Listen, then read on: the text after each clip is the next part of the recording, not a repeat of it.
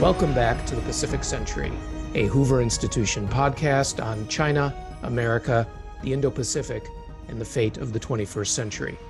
I'm your host, Michael Auslin, and today it's an honor to welcome Sir Lawrence Freedman to the Pacific Century.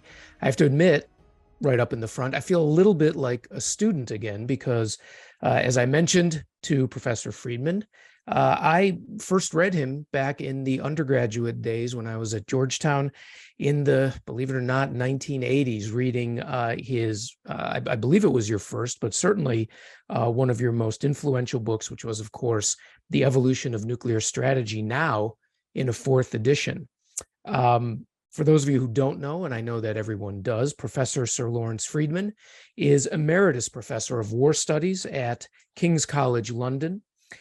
He was Professor of War Studies there from 1982 to 2014.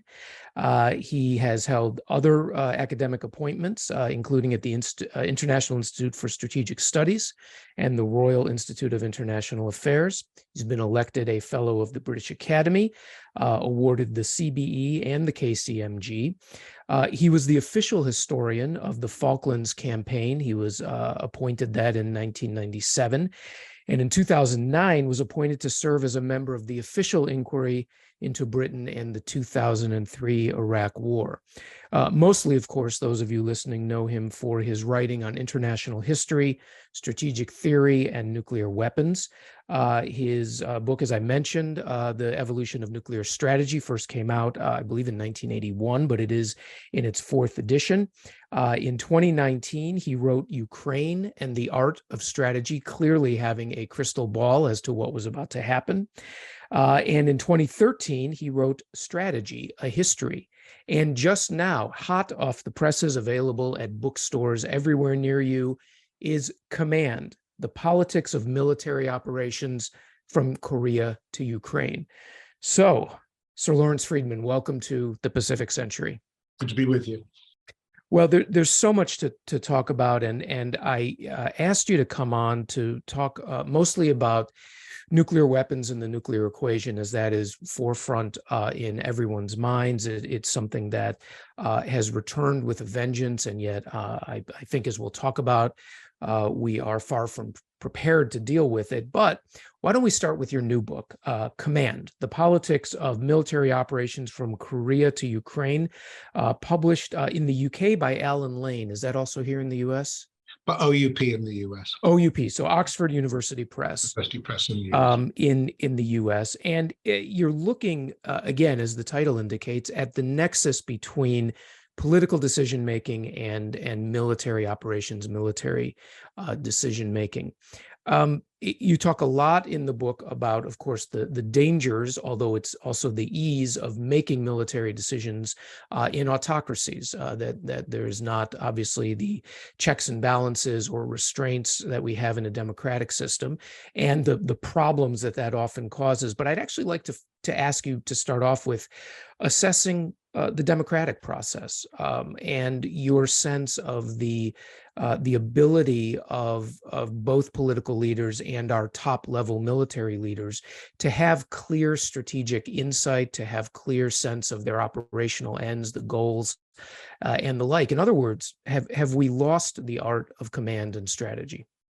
It's a good question, and it's one that's quite difficult to answer because you look back in the history of democratic countries and their wars, and the art wasn't always apparent.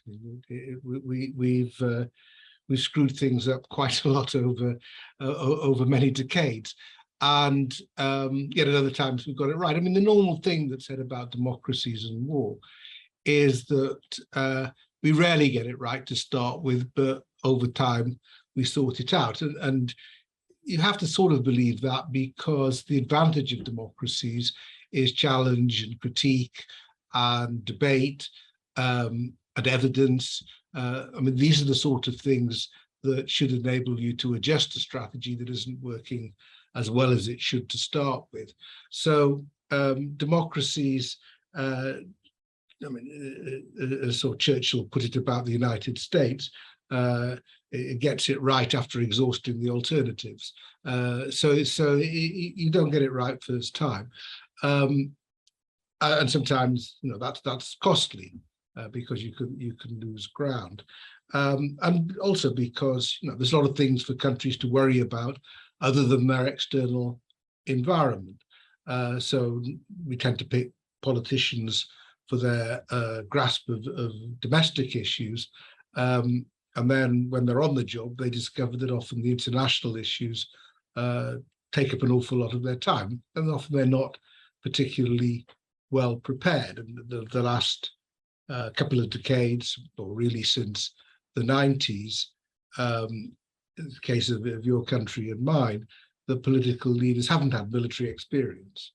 And whereas up to the end of the Cold War, by and large, the political leadership remembered the Second World War, that they'd been engaged in it in some way. So all that makes a difference. But I think that the problems are different to democracies and autocracies, because autocracies, in a sense, is the ability of somebody to be very bold and audacious and decisive, which sometimes people lament that democracies can't do that. But the trouble is, you can make big and bold mistakes when you do that, and as we've seen with Putin, quite catastrophic ones. So by and large, I prefer the messiness of democratic decision-making to the decisiveness of an autocrat. Well, you mentioned in the book, you have a line, and this references something that you just said here. As presidents became less military, the military became more political, and we see that. You mentioned there's as you talk about currently, of course, as you said, our presidents do not often have direct combat experience. Many of them don't have military experience. Some have reserve experience. But the pressure then on military leaders to become political, to wade into, as we see in this country, even right now, to wade into some domestic issues, even unrelated to warfare, but the questions of, for example, critical race theory and the like. How dangerous is this, in your view, to the overall warfighting enterprise? Does it muddy the waters? Does it change what should be much more austere military calculations and focus, simply because now politics is part of the job? I think politics is part of the job. I mean, I think it's always been part of the job. So it's not a question of whether the military are politicians, it's whether they're good politicians or not. And I think good politicians for the military means respecting the civilian leadership, not trying to sort of usurp their authority, but ensuring that they get the best possible advice, which has to be politically aware advice. And that also means being aware of the sort of social changes in the country of which you're a part. So that doesn't bother me particularly. But I do think one of the problems is if you just say to the politicians, we're waiting for your clear objectives and then we'll work out how to meet them. The politicians can't work out clear objectives unless they understand the military risks attached. So I think that there needs to be a regular dialogue by which the military understand the political concerns and the things that are bound to bother politicians, like can they keep public support for a conflict. They need to know what the risks are of particular courses of action. And they also need to expect that once the operations begin, the politicians are going to take a keen interest in what they're up to for the same reason. And I think the counterinsurgency era that we probably now pass through for the moment with Iraq and Afghanistan was one where everything that you were doing was political, because you were trying to influence the political structures in the host societies, and at the same time trying to explain what you're doing back home. So I think the basic thesis, I think, of the book is that there is an unavoidable political quality to military command. And the key thing is there's a self-awareness about that. And it doesn't mean, as it has meant in some occasions, that the military think they should take over the politics, because that's not their job, but they have to be politically aware. And in terms of autocracies, you've written on Ukraine in this book, and in your past book, you've written quite a bit on it. I'd like to ask you about China and the extent to which what we see is a military that is under the control of a party directly. And in fact, its loyalty is to the party, not to the state, unlike other militaries whose loyalty is to the state. And on top of that, an increasingly intrusive political, meaning party system, so that you have, as you did with the Soviet Union, you have commissars that are at all levels. You have a redundant system of ideological and political control over the military. We have problems in the United States in really understanding the effectiveness of the Chinese military, in part because it hasn't been tested, and we haven't seen it tested not only against ourselves but against any other real significant enemy in decades. From your work, what is your sense and what you've looked at in terms of China, of how we might begin to understand the effectiveness of the Chinese military within this political matrix that you've been talking about? It's a really interesting question. I don't think the Chinese are sure either, for the reason that you've given. They haven't fought a war since '79. They are accountable to the party. There's party control. And I think you can see in Chinese writing a tension between, which is sort of an old tension in communist systems, between sort of red versus expert.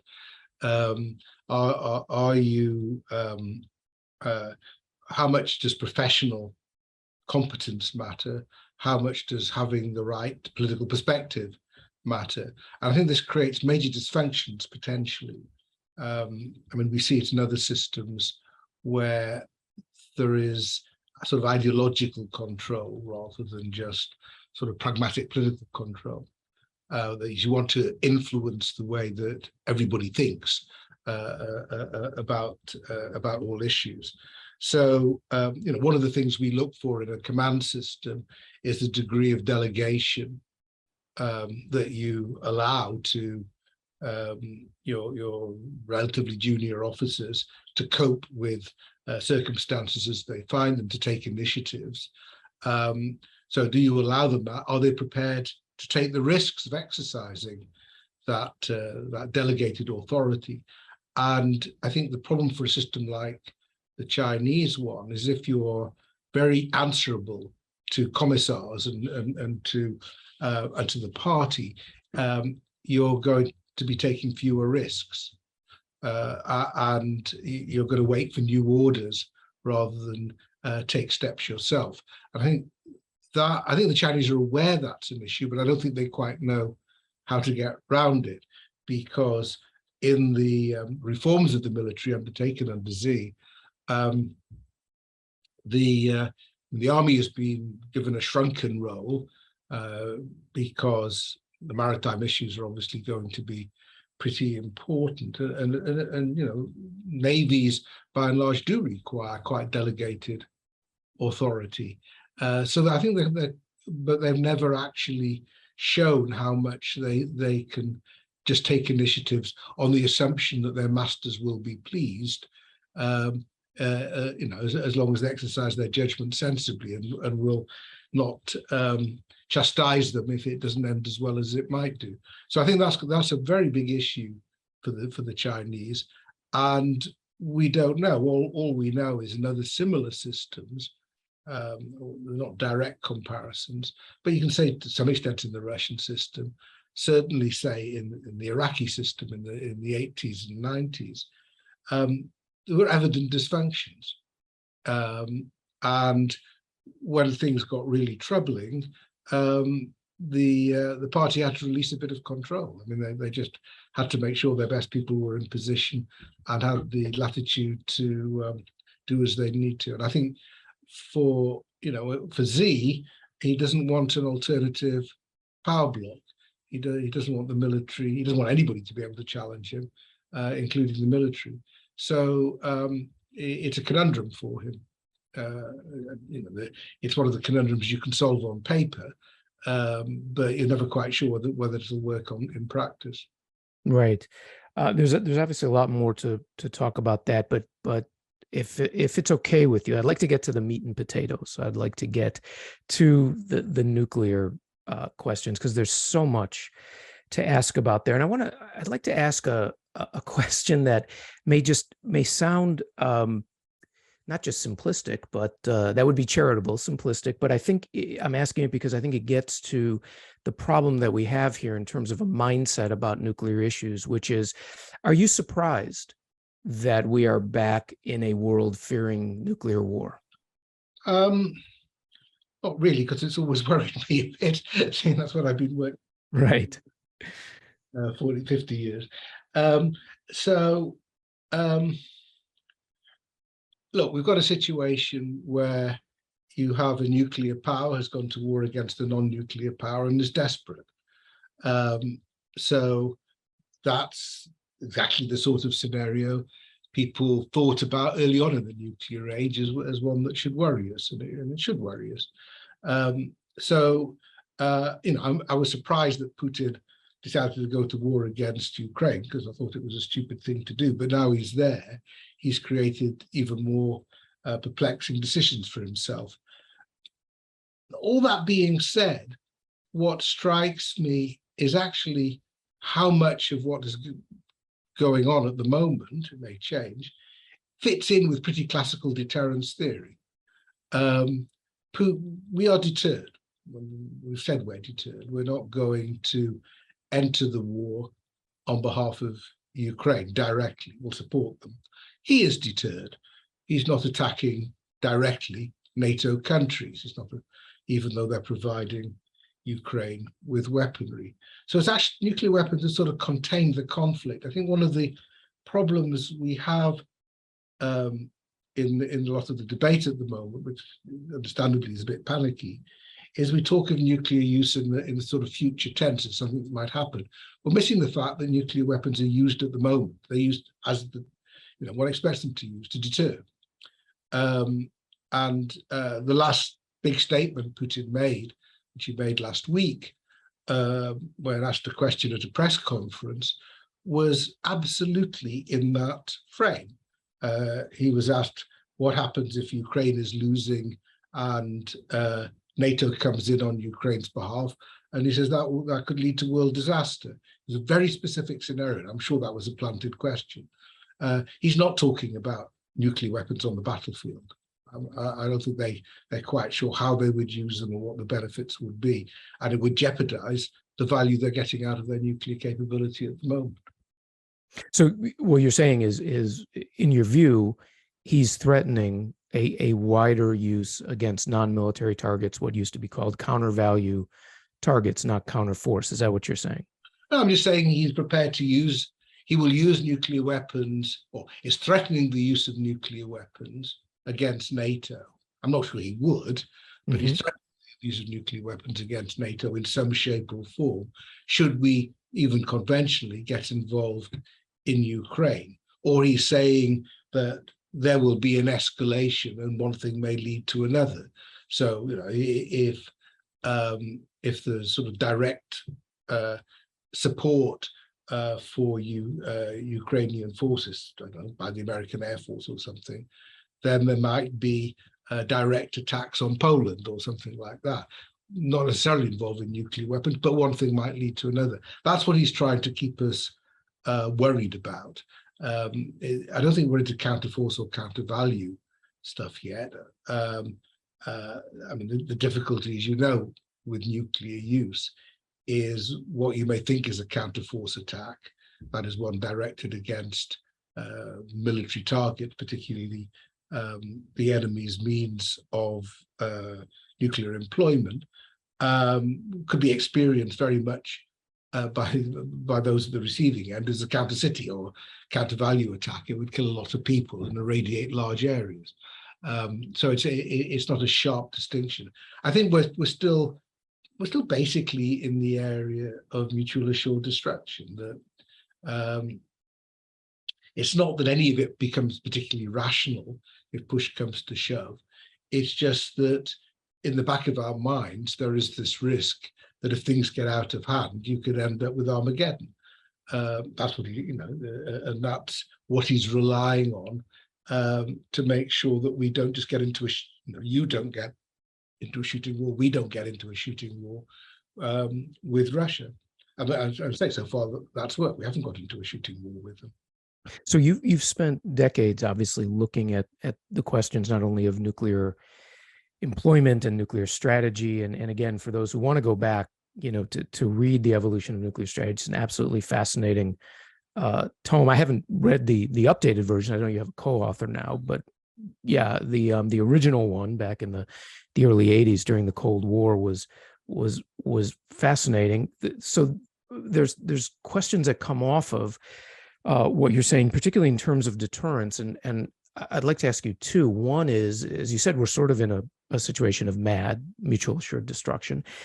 The statement from the National Security Advisor, Jake Sullivan, a few weeks ago that really sort of brought this to a level of sudden real concern on the part of people that Putin would face catastrophic consequences, quote unquote, if he used nuclear weapons.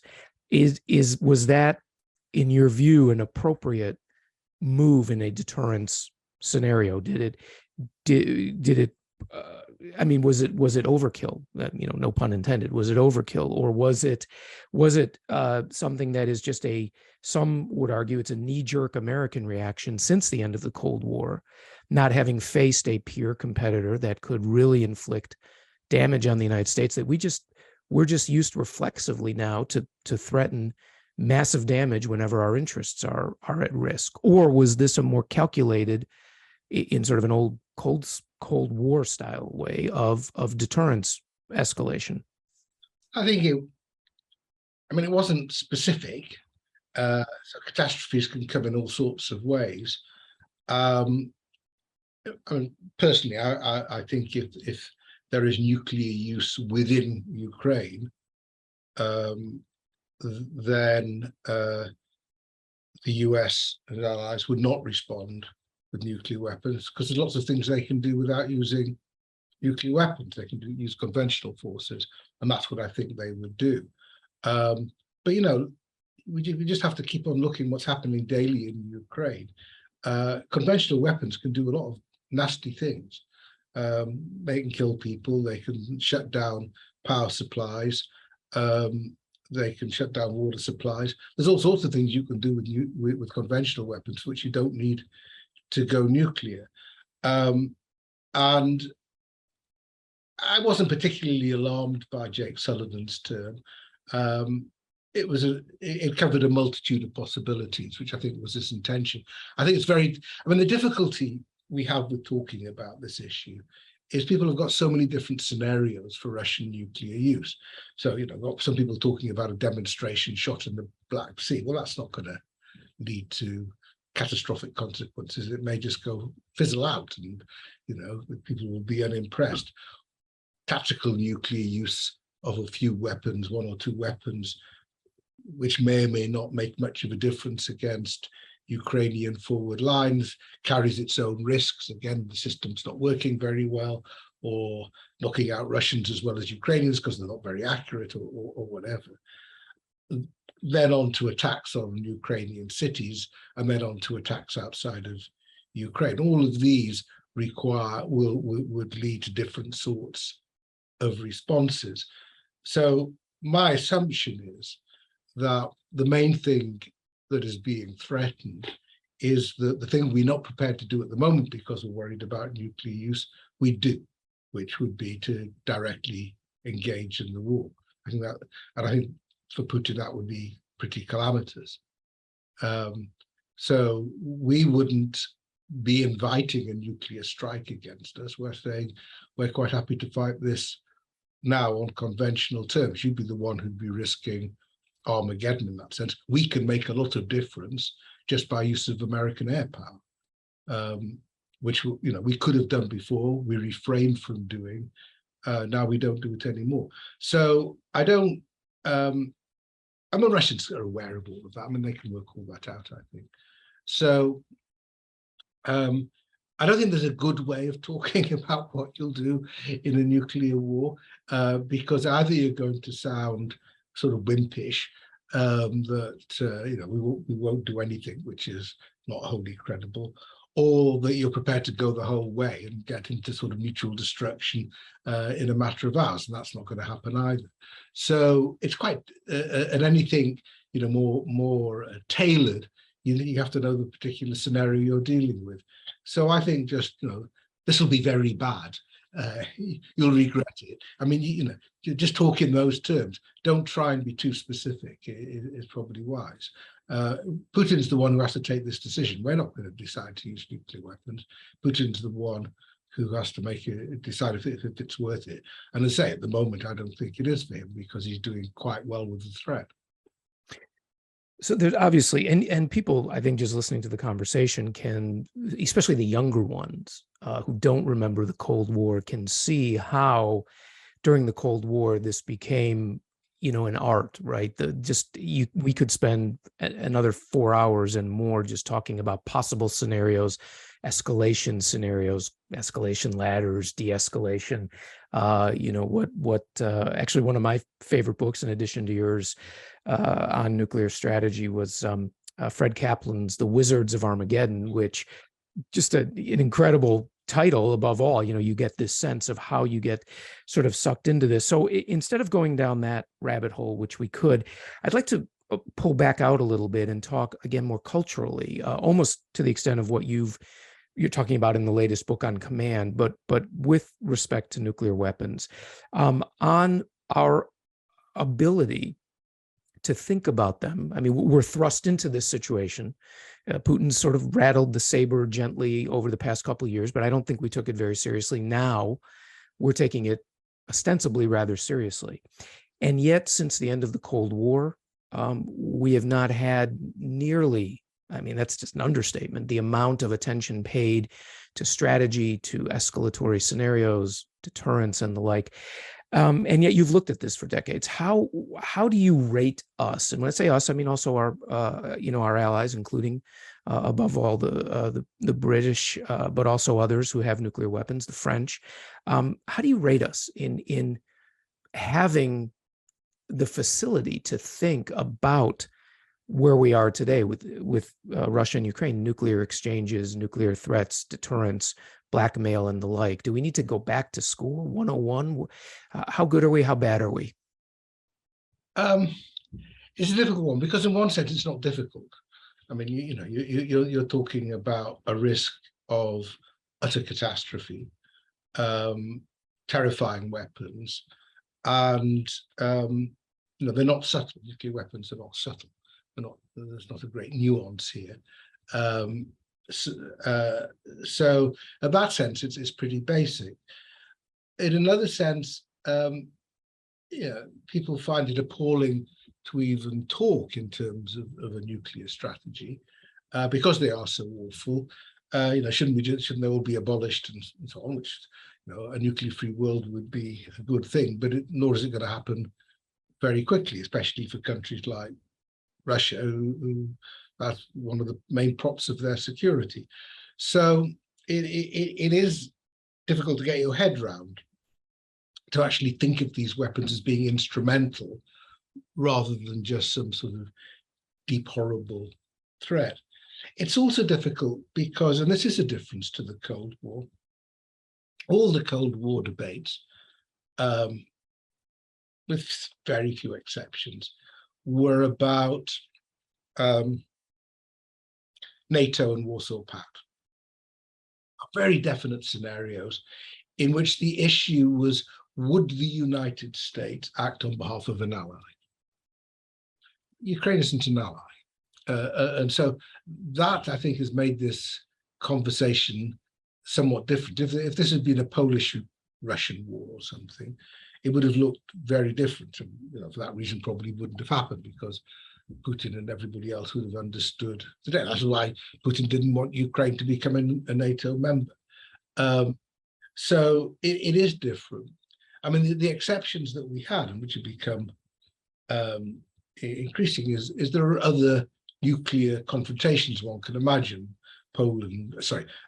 India, Pakistan being a pretty obvious one. Maybe eventually Israel, Iran, North Korea. There are other scenarios. One should note that nuclear proliferation has not been nearly as bad as people expected it to be in the 60s and 70s. The expectation would be numerous nuclear powers by now. Why is that, do you think, by the way, just to interject there? These weapons, first, there's a treaty, the Non-Proliferation Treaty, and countries have signed up to it. Secondly, once it becomes apparent that you're moving to nuclear weapons, it's actually quite a dangerous time because of the risks of preemption or prevention, and you come under a lot of pressure not to go in that way. Most countries on the Western side prefer alliance, that is, they'd rather the United States looked after this issue for them rather than go for the weapons themselves. And they're expensive, they're not easy right. for it's a relief that they're not easier things to make. So, for all those reasons, proliferation hasn't been as bad as we feared. And but there are scenarios that I don't think people in the West are actually thought through that much, as with India and Pakistan, that might illuminate some of the possibilities and other conflicts. But the big problem we've got at the moment is that a lot of the learning we do have is about threats to allies. And the problem is, in this case, is a threat to a country that's a client, a partner, but not quite an ally, that doesn't have nuclear weapons of its own, that incidentally we encourage to give up its right. nuclear capabilities, and for good reasons for that. It would have been difficult to make that capability operational, but still they gave it up in return for security guarantees, which turned out to be pretty worthless. So that does raise issues that are different from those that we tended to address during the Cold War. So though I think in general, what's happening isn't surprising and fits in with the theorizing that was done in the early stages of the nuclear age, the scenario itself is quite a distinctive one. And it's one of the most tricky, I think, that somebody you want to win, you don't want to lose, is being attacked by a nuclear power. How do you handle that? Well, let me continue with that theme of, as you said, talking about non-allies, and shift eastward and talk about Asia for a second. Less about North Korea and more about China and Taiwan. So the first question would be directly along these lines, of the sense of, as you looked at the issue, has the United States responsibly assessed the question of defense of Taiwan in light of a potential nuclear scenario vis-a-vis China? And then secondly, probably before Ukraine last year, the biggest nuclear flurry in the sense of attention being paid to it was the release of information that China might be quadrupling its nuclear force, obviously still much smaller than what the United States and Russia has, but that China was beginning to shed its nuclear restraint in terms of building up forces. So I'd like to ask you if that's something that you feel is significant and we should worry about. But perhaps you could start with the Taiwan question and how much we can learn from what we're doing and not doing in Ukraine vis-a-vis Taiwan, and if you see it as potentially an even more dangerous situation. Well, it's certainly a dangerous situation. It's different. I mean, Russia's a declining power. China, I don't know how much it's still a growing power, but it's very powerful, more powerful than Russia, and will remain so. It's got lots of problems of itself. You can have these debates about, an ascendant China or peak China or whatever. Either way, the commitment to Taiwan is very clear. Xi repeated it in his opening speech to the 20th Party Congress. He's not renouncing force to achieve it, but he wouldn't. I mean, one would have been surprised if he had done. Right. But that would have been newsworthy, exactly. That would have been newsworthy. So his goal is there. I think, Xi is about a much more assertive China. How long he'll stay in charge of China, clearly longer than his predecessors. So I'll have to watch it. But you know, these goals are important to him, and therefore they're important to the whole country. So the issue matters. I think that is reflected in this nuclear build-up. I don't think there's any, no great secret that they are building up their nuclear capabilities. How much it takes to deter the US is an interesting question. Again, we've wrestled with this question all the way through the nuclear age, is to what extent does a conventional struggle likely trigger a nuclear struggle? It's not inevitable. It's actually neither side's interest for it to happen, but there's always that nagging doubt that one thing will lead to another, and you get something that gets out of control and very dangerous escalation. So Xi clearly wants us to feel restrained because of his increasing nuclear strength, but also because of his increasing maritime strength, because Taiwan, first and foremost, is a maritime conflict. My assumption has been that this starts with a blockade rather than all-out war. I think one of the good things, hopefully, that has happened as a result of Ukraine is it's a reminder to Xi that wars never quite go as expected. Right. Don't assume that something will just fall into your lap. It probably won't. And Ukraine and Taiwan have adopted similar sorts of what they call porcupine strategies of making themselves as difficult as possible to occupy. And if you start with a blockade, then a blockade is more likely, I think, that the US and allies, including France and the UK, Australia, would get involved in sort of freedom of navigation operations, in which there's an escalatory potential. So they're difficult scenarios to work through. They're getting more difficult over time with the buildup of Chinese military capabilities. The US military is clearly quite preoccupied with this. I think they will have taken some comfort from the fact that Western systems have performed pretty well in Ukraine, while Russian systems have had trouble. So they'll take, they're the ones the Chinese are buying. So they'll take some comfort from that. But it's not getting any easier. I think that's right. I think the nuclear dimension is complicated. I think the starting point always has to be that nobody actually wants a nuclear war. If what you're using them for is to warn your opponents of escalating, telling them that there's big risks ahead if they start showing lots of bravado and bluster and so on. That's what it's about. Just a final substantive question before a wrap-up question, which is the U.S. I mean, Americans know we have a full nuclear arsenal, that we didn't mothball it after the end of the Cold War, but I don't think they think about it that much, and probably many don't know that we're in the midst of a generational modernization of those forces. Everything from new bombers to new submarines to the weapons themselves, which is expected to cost upwards of $1 trillion over something like 20 years, I think it is. I forget the exact amount of time. There are those who think this is a mistake because it simply ties us further down into reliance on nuclear weapons. What's your take? Should we be modernizing the force? Does it need to be modernized, and are we doing it the right way? I think you have to keep it up to date. You could probably slim it down. Do you need a triad? I think these are worthwhile questions to ask.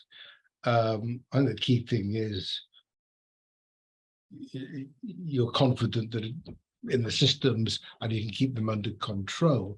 I think you have to accept that if you're in a situation in which you're relying in some ways on a nuclear deterrent, then it has to and you're actually asking people to man this, to spend their careers learning about them, training how to use them, staying in wait for something that everybody hopes will never happen. I think you owe it to them to take it seriously. You can't just sort of say, well, this is all a bluff, you just put on a performance. So I think you can, whether you need to spend $1 trillion is another matter, because I don't think it takes that much to deter. I think you could probably manage it with fewer forces. But in the end, in the end,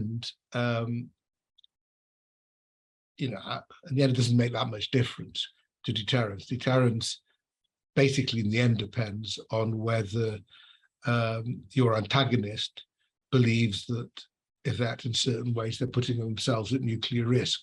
And as long as the answer to that question is yes, then deterrence is working in some way.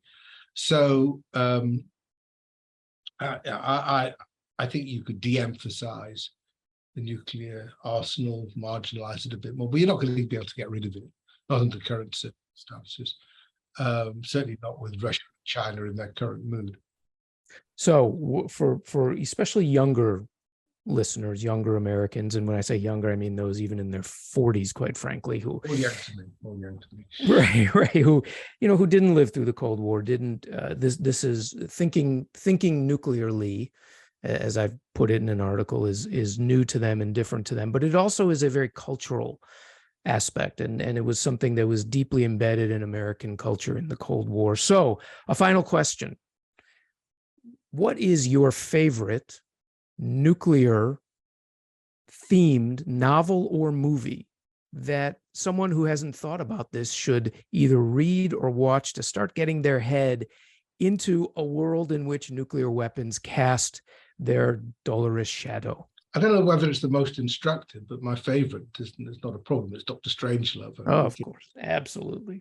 Dr. Strangelove. Failsafe maybe is something a little bit more hard-edged. Well, Failsafe is a very similar story. I mean, yeah. Indeed, there were court cases about whether it was too similar. Right. It was based on the same sort of idea of things getting out of control because your systems let you down, which actually probably isn't the biggest danger. But that was a strong theme of the late 50s, early 60s. But Dr. Strangelove was intended initially as a documentary. Right. And Stanley Kubrick just found the whole thing so bizarre that he made it into sort of this black satire. But I think it actually raises quite a lot of issues, like the doomsday bomb and so on, as well as being very funny in parts. So absolutely. I think, I mean, the first sort of best-selling or most watched nuclear movie was On the Beach. Yeah, by Neville Shute, was a novel before that. Yeah, novel about which is based actually. Well, it's interesting. Both Doctors. This is very nerdy, but both Dr. Strangelove and On the Beach assume things called cobalt bombs, which were never made.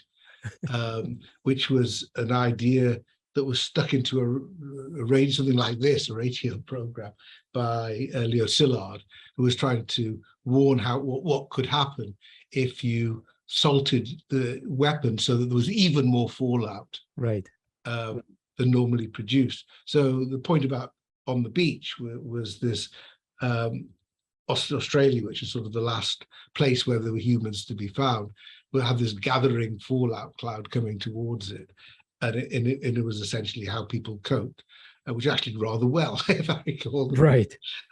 But so I think the thing about Dr. Strangelove is it completely engages you as a story, and it's a reminder of the times. It is of its time. Absolutely. It is of its time, but it makes you think.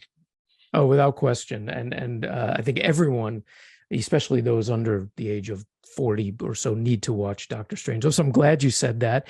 There's so much more to talk about, but we've taken up a lot of your time and come to the end of our time. But again, I think, for those who haven't spent a career. They've spent a career, as you said. I mean, early on, you said either on counterterrorism, counterinsurgency. Some have spent it on China, but the nuclear issues and equations are back. God willing, they'll never become a fact of warfare. But certainly, Professor Sir Lawrence Freedman, one of the most eminent thinkers on these issues for decades, and just very glad that you took some time to join us on the Pacific Century. Thank you. Good, nice to talk to you. Bye. So for the Pacific Century, this is Michael Auslin, and we will join you next time. Bye-bye.